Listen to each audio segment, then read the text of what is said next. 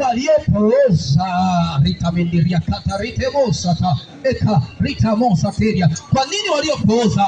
Biblia inasema waliokuwa vipofu ndio waliokuwa mahali hapa. Waliokuwa viwete inategemea na upofu wako ulio nao, ni upofu wa kiroho. Hauoni mafanikio, hauoni mazuri. Maana Biblia inasema katika kile kitabu ambacho cha Hesabu sura ile ya 13 kuna mistari mle wa 28. Biblia inasema kwamba wale watu wakasema,